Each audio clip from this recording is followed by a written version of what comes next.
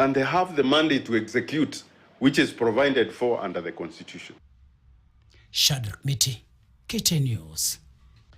And of course, straight after that, the Attorney General Justin Muturi warned the Kenya Revenue Authority against deducting the controversial housing levy, citing the lack of legal framework to support the deduction. Now, this legal framework might be in place later on in March if it goes through Senate, having gone through the National Assembly. So he's warning the KRA against deducting the housing levy, saying there is no legal framework for the same, even as the teachers demand a refund. Moving on, global waste generation is predicted to grow by 1.5 billion tons from 2.3 billion tons by 2050. Now, experts warn that with municipal waste set to rise by 2/3 and its cost almost double within a generation, only a drastic reduction in waste generation will secure a livable and affordable future. Gloria Milimo reports. We live in a rapidly urbanizing world that experts say its growth of cities has a ripple effect on the waste they generate. They warn that failure to reduce the municipal solid waste generated globally, that is now estimated to rise to 3.8 billion tons from 2.3 billion tons, will have financial implications that is also exacerbated by hidden costs of pollution, poor health and climate change from poor waste disposal practices.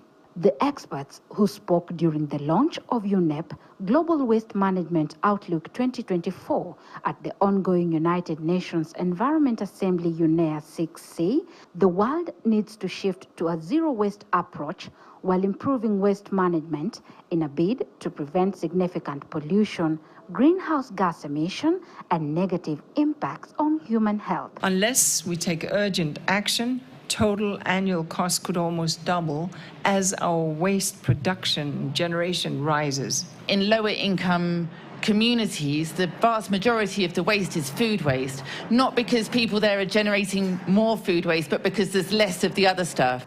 Experts say more than 2 billion tons of municipal solid waste is generated annually globally.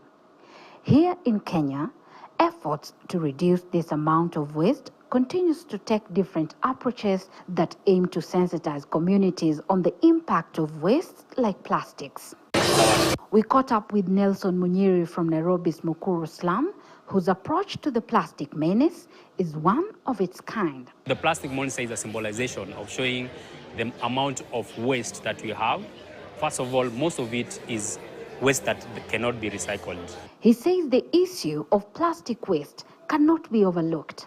Sentiments echoed by waste management experts during the side event at the United Nations headquarters. Only 9% of plastic is recycled, 17% is incinerated, 22% is left uncontrolled, and 46% is dumped in the landfills, washed away by the rains. We should have models of urban centers where we have waste segregated from A to Z, right from source, which is our households, and right to collection. We should segregate even at collection and even at disposal, so that we go towards this circular economy. Similarly, in a bid to curtail the projected increase, they say there is need to scale up efforts to prevent waste generation, extend adequate, safe and affordable municipal solid waste management to everyone worldwide, and to ensure that all unavoidable waste is managed safely.